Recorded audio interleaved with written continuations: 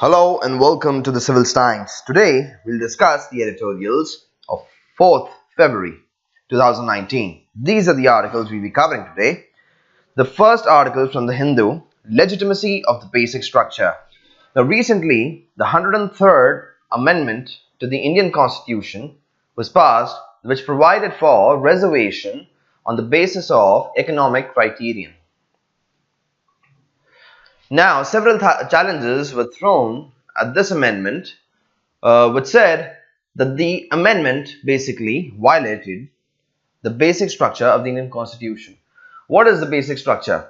In 1973, the Supreme Court ruled in the famous Keshavanand Bharati case that the Parliament's power to amend the Constitution is not unlimited.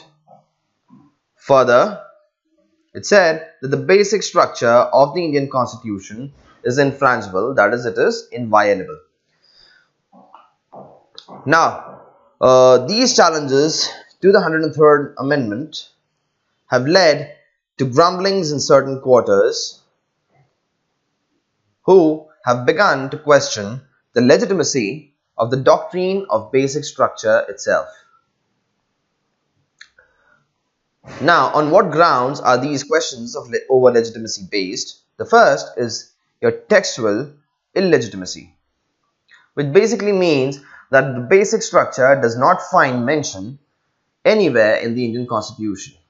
Second, they say that the basic structure doctrine accords the judiciary so much power that it basically becomes the tyranny of the unelected judges, in this case, over the democratically elected government of India.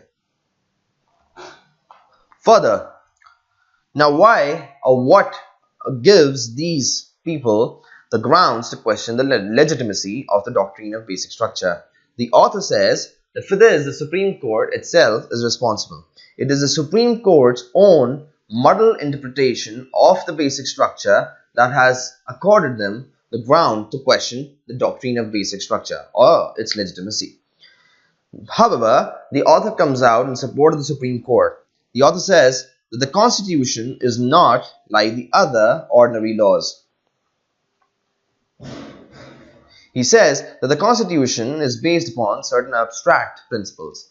Moreover, our constitutional design is such that Supreme Court has been ordained to be the final interpreter of the Indian Constitution.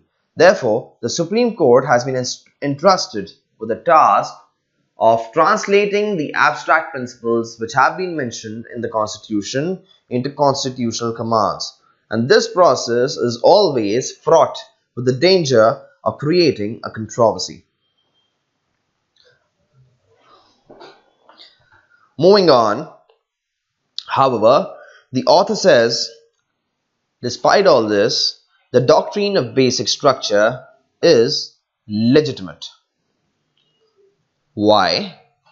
According to him, the basic structure doctrine is deeply rooted in the history and text of the Indian Constitution. Further, the doctrine of basic structure is also of a substantial moral value in that it strengthens democracy by limiting the power of the Parliament to amend the Constitution and change its central essence. He further elaborates this by saying that the Parliament itself is the creature of the Constitution. Therefore, the Parliament does not have the power to amend the Constitution to such an extent that the Constitution itself stands obliterated. He further cites the example of Germany, where the Nazi government came into power in 1933. Nazi was the party of Adolf Hitler. They came to power in 1933 in Germany, and by amending the Constitution, they monopolized the power over there. Now, in the aftermath of this, Germany resorted to adopting the basic law in 1949 to place certain checks on the powers of the legislature. This basic law barred the legislatures from amending provisions pertaining to certain important features of the German constitution, such as the federal provision, the human rights, or the democracy itself. Now, the author says that India has never been exposed to such extreme situations or such extreme misuse of power by the Indian Parliament.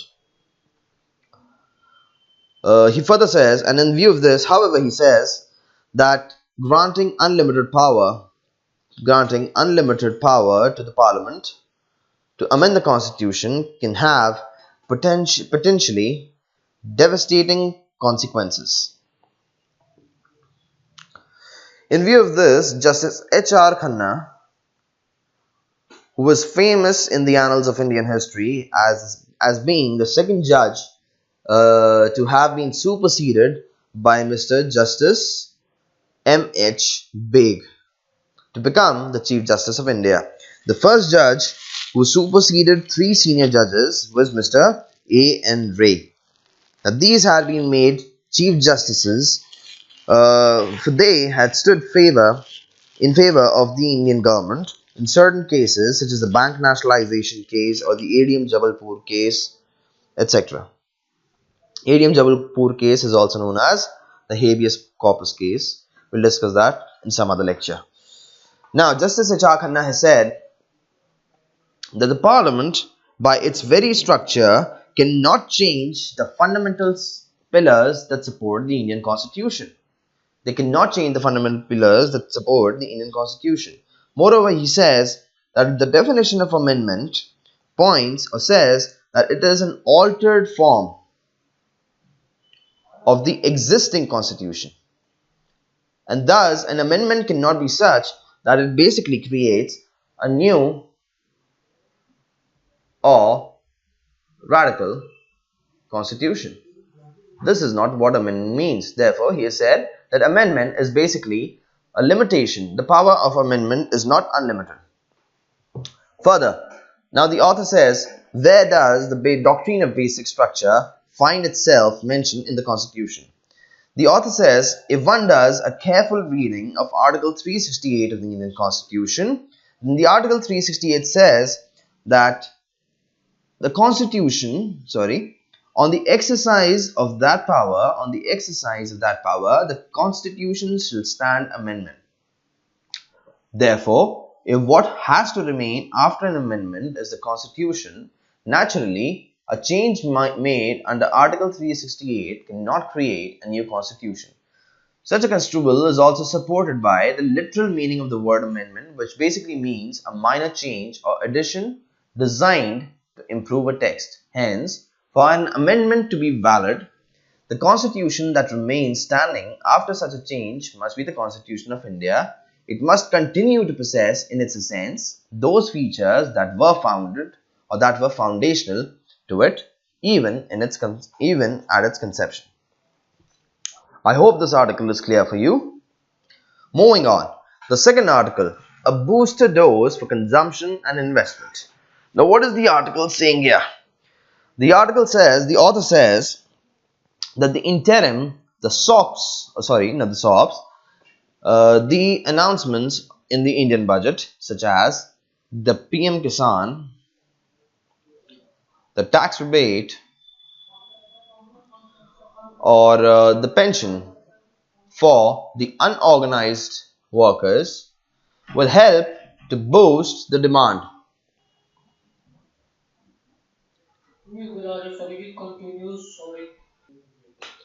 The interim budget has announced the PM Kisan, tax rebates and pensions for the unorganized, which will help boost consumption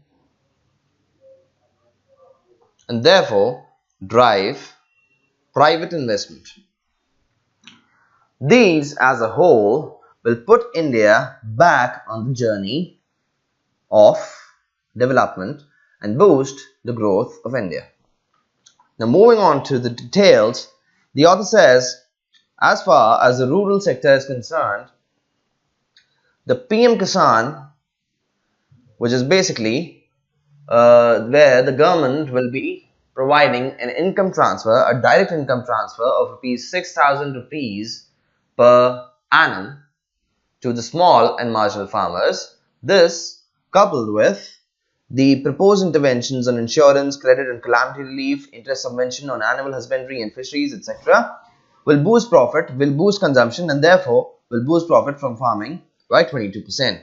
Similarly, the tax rebates for those earning up to 5 lakh, the rupees 10,000 increase in standard deduction, etc., will again are also consumption triggers. This will boost consumption from the lower, these together will boost consumption from the lower and the middle strata,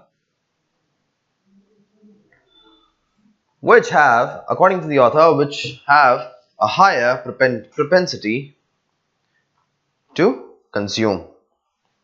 Thus, they shall also boost consumption, and this will drive investment. Now, the author discusses why these provisions in the interim budget were important from the perspective of growth of the Indian economy.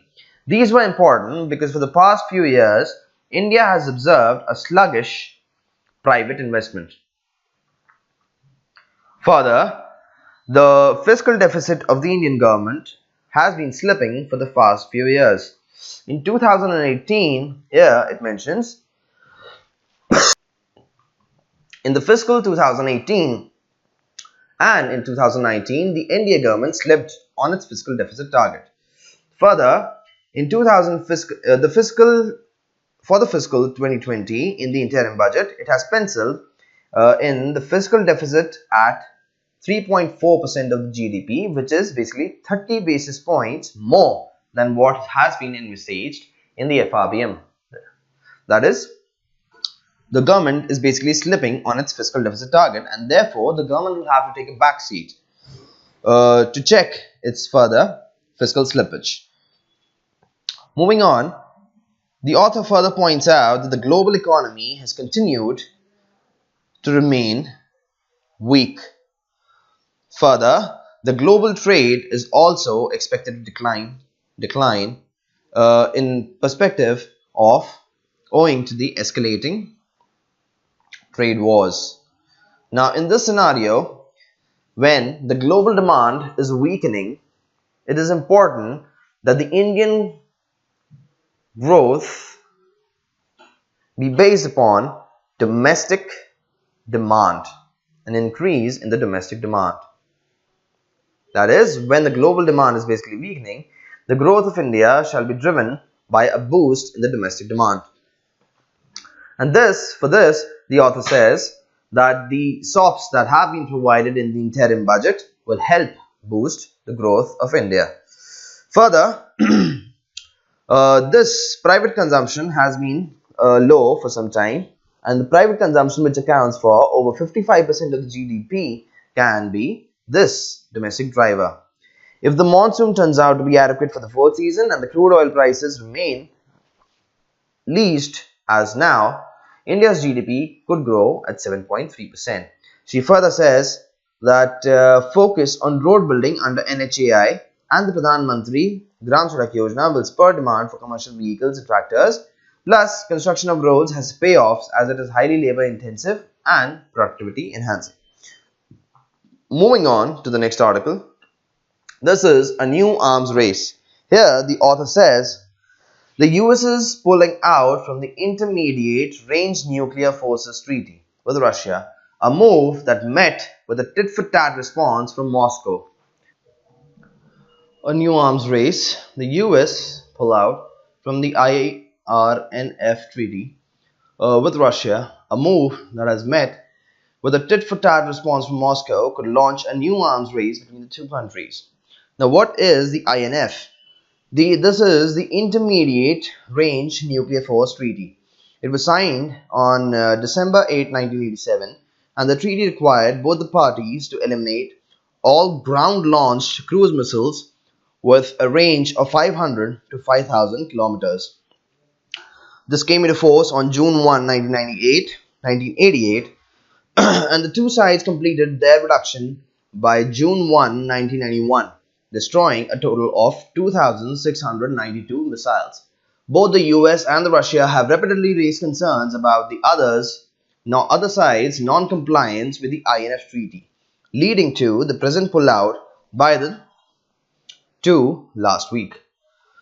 Now, treaties negotiated by the US and USSR, which is Russia now, USSR was before 1989-1991, to limit the nuclear stockpile. The first is the SALT, which is the Strategic Arms Limitation Talks. The negotiations for this began in 1969, and by 1972, the SALT had produced the Anti-Ballistic Missile Treaty and an executive agreement capping the number of intercontinental ballistic missiles (ICBM) and submarine-launched ballistic missiles. In June 2002, the US unilaterally withdrew from the Anti-Ballistic Missile Treaty, limiting the SALT's purpose. The next is Strategic Arms Reduction Treaty, which is a START 1. This was signed in 1991, and it required the two countries to reduce their deployed strategic arsenals to 1,600 delivery vehicles and 6,000 warheads. The reductions were completed in December 2001.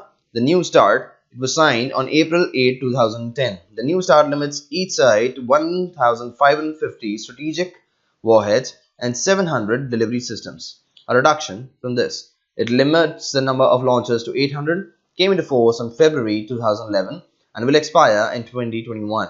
Now, both the parties met the treaty's central limit by February 2018. Now, why has the US pulled out of the Intermediate Range Nuclear Forces Treaty? The US has alleged that a new Russian cruise missile, Novata 9M729, violates this pact. Russia has denied this allegation. It says the missile's range is well within the pact's limit. However, the US in its nuclear policy unveiled in 2018 reported that it plans to buy 2 nuclear missiles which could potentially violate the INF. China too has intermediate range missiles. About 95% of its missiles could be in violation of the INF. Moving on, this is an infographic which points to the rise in the production of both vegetables and fruits. You can see here that through the years from 2014-15 to 2018-19, this has been provided by the Department of Agriculture. This information. The fruit production has marginally increased, while there has been a boom in the production of vegetables. However, ironically, this has led to a dip in prices, and the wholesale prices of onion and tomato fell in 2018 following a sharp hike in 2017. In general, most farm produce were sold at lower rate in the last 6 months of 2018 compared to a year earlier. This basically talks about the ongoing rural, or this is an example of the ongoing rural distress, where most of the farm produce are being sold in the market at rates much lower than the MSPs which have been announced by the government, which has led to declining farm wages and the consequent decline in rural consumption. Moving on to the Indian Express, this is last article. This is upon seasonal influenza explained. Now we'll study what is the seasonal influenza. Seasonal influenza is caused by a number of circulating influenza viruses such as influenza A, H1N1, H3N2, and influenza B. While declaring the 2009-10 pandemic to be over in August 2010, the World Health Organization had conveyed that pandemic influenza A H1N1 virus would continue to circulate as seasonal influenza virus in the years to come. It can affect all age groups, though globally the incidence is higher in cases of younger children and those above the age of 65. Health workers and persons with comorbid conditions such as these, as well as immunocompromised persons at higher risk. Environmental factors: its epidemics occur in winter and epidemic in the temperate zones. In the tropics and subtropics, the epidemics occur in the rainy season. Now, what are the H's and N's? What are these H's and N's of influenza A viruses? Influenza A viruses are divided into subtypes based on the two proteins on the surface of the virus. One is your hemagglutinin and the other is your neuraminidase, and the other is hemagglutinin. Now, the function of hemagglutinin protein is to stick on to a cell. That is, the virus can stick onto a cell, and the function of the N, which is a neuraminidase, is to release new virus into the cell. Now, there are 18 different categories or hemagglutinin subtypes, while for the neuraminidase there are 11 different subtypes. Now, minor changes in the protein structure in influenza A strains. This is called antigenic shift. These minor changes in the protein structure occur frequently, and this enables the virus to cause repetitive influenza outbreaks by evading the immune recognition.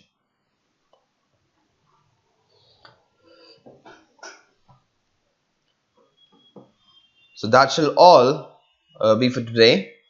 Thank you and have a good day.